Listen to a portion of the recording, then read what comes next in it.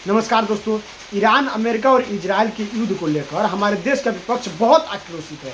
इतना आक्रोशित है कि आप लोग पूछिए मत। हमारे देश के विपक्ष का यदि बस चले तो भारतीय सेना को कब का भेज दिया रहता ईरान की तरफ से युद्ध करने के लिए, लेकिन ऐसा नहीं हुआ। अब इसी बात को लेकर एक डिबेट हो रहा था। उस डिबेट के दौरान समाजवादी पार्टी के प्रवक्ता अनुराग भदौरिया एंकर से उलझ गए। आप लोग स्वयं देख लीजिएगा, अंत तक जरूर देखिए, बहुत मजा आएगा। मैं बता दूं मैम कि ये जो हॉर्मुज़ स्ट्रेट्स है, उत्तरी हिस्से में ईरान है और साउथ में एक ओमान का एक्सक्लेव है और यूनाइटेड अरब एमिरेट्स। अब मैं आपको खबर दे रहा हूं मैम, आप इसकी पुष्टि करना चाहें करिए। पता नहीं ये सही है कि नहीं।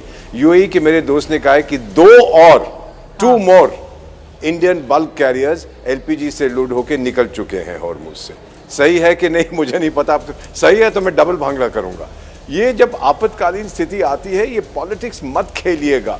मैंने ये कोविड के टाइम में भी देखा था, ऑक्सीजन के सिलेंडर लोग घरों में भर रहे थे और जिन्होंने भरे थे ना मैम, वही चल पड़े थे। क्या फायदा ये सब करने का जब सरकार आपको कह रही है वी हैव इनफ। भरोसा क्यों नहीं करते? उन्होंने कहा it's a situation of concern, ये नहीं बोला क्राइसिस।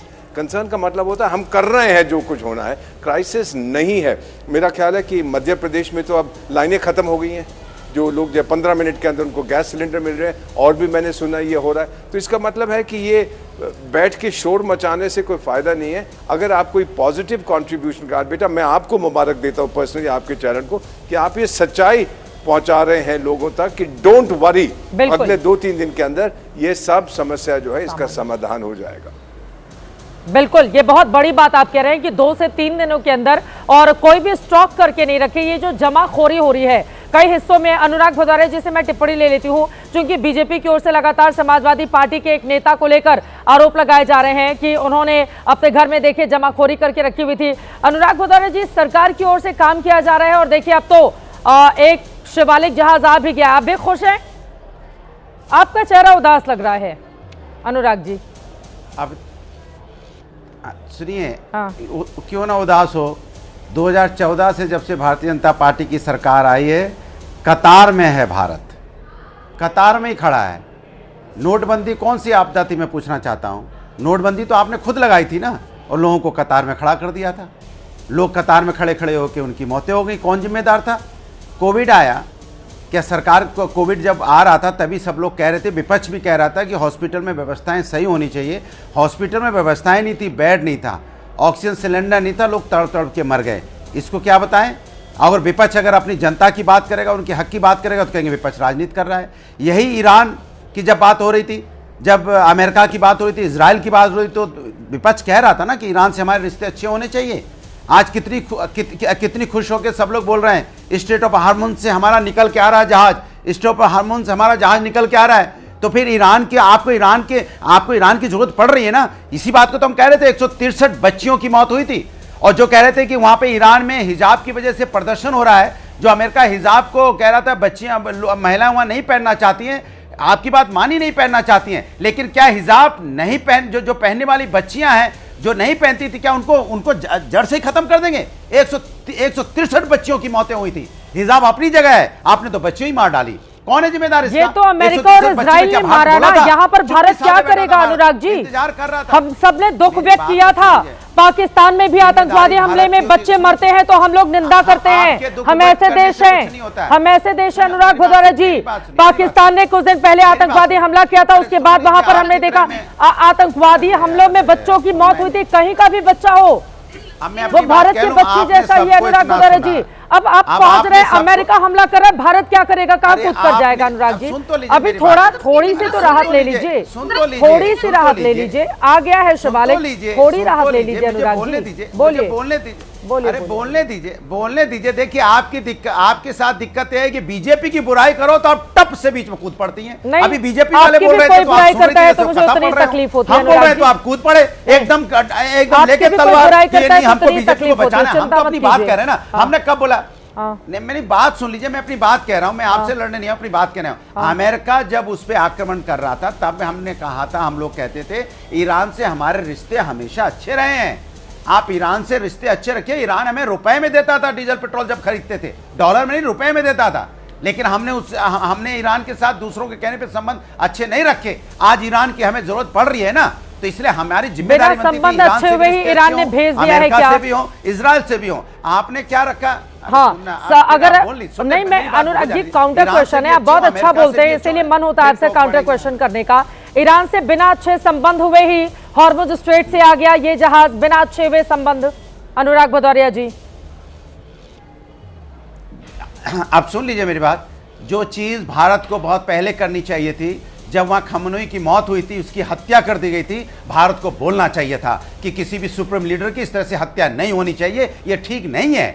वेनेजुएला के साथ हुआ था, हमें टोकना चाहिए था, क्योंकि ये चीज जब होती है तो टोकने की जरूरत होती है। हमको बोलना चाहिए था 163 बच्चों की मौत हुई, हमें दो व्यक्त उसी समय करना चाहिए था, इमीडिएट करना चाहिए था। बच्चियां होती हैं, लेकिन आप चुप्पी साधे बैठ रहे। कुछ दिनों बाद आपने की, जब आपको एहसास हुआ कि आपसे गलती हो रही। मेरी बात सुनिए, विदेश नीति ऐसी नहीं होती। विदेश नीति आपकी किसी के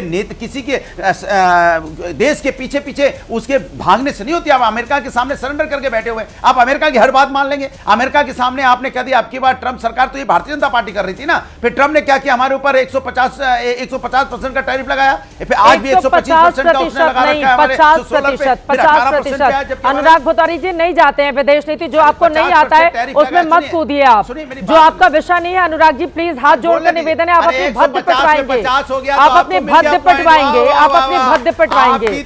अनुराग भदौरिया जी, आप अपने भद्द पिटवा रहे हैं कि 150% ट्रंप ने टैरिफ लगा दिया था, आप अपने भद्द पिटवाएंगे। अनुराग भदौरिया जी, आपको बचाना है, विदेश नीति का वीर सीख लीजिए, उसके बाद आप बात कीजिएगा फिर से। आपको मौका मिल गया आप देख लीजिए। गुणगान करने का। हाँ, गाइए गुणगान बीजेपी। अरे इसमें बीजेपी कहाँ से आ गई? आप लोग को बड़ी बीजेपी दिखाई देती है भैया, हर जगह बीजेपी। मिल गया मौका बीजेपी वालों में, बैठी हूँ यहाँ पे, कमाल बात कर रहे हैं आप जी। क्या स्लिप मेरी स्लिप हुई कि आपको मौका मिल गया? मैंने कहा 50% से ये स्लिप ऑफ टंग नहीं था, ये जानकारी का अभाव था। अनुराग भदौरिया, जानकारी का अभाव था, मैंने आपको दुरुस्त किया जिसको आप स्लिप ऑफ टंग बता रहे हैं। अच्छा, 18% हमने बोला जानकारी का अभाव था। अरे आप मुझसे बहस करती है, मैं बोला 18% बोला था, जानकारी का भाव था। 2 से 30% लगाया था, जानकारी का भाव था। 125% किस पे लगाया? चित्रा जी, मैं आपको चैलेंज करता हूं, बता दीजिए 125% किस पे लगाया अमेरिका ने? किस पे लगाया है? आपको बहुत नॉलेज है तो बताइए, आप, मैं चैलेंज कर रहा हूं आपको। अरे मैं आपका चैलेंज स्वीकार करने के लिए थोड़ी ना बैठी हूँ, और मैं यहाँ पर मैं सामान्य ज्ञान का ज्ञान बखारने के लिए बैठी हूँ। लेकिन अगर समाजवादी पार्टी का प्रवक्ता बोलेगा कि 150% ट्रंप ने टैरिफ लगा दिया था और हमने सरेंडर कर दिया, तो ये मेरी जिम्मेदारी है कि अगर मुझे सही जानकारी है तो मैं उसको दुरुस्त करूँ। ठीक है, ठीक है। आप जानकारी नहीं दे रही हैं। आपको मौका मिला है कि बीजेपी को बचाने का। आप एक ही शब्द बोल सकती थी, अनुराग, 150 नहीं था, आपसे गलती से 50% था। तो मैंने बोला हाँ 50% था, 18% भी मैंने बोला, 25% भी मैंने ही बोला।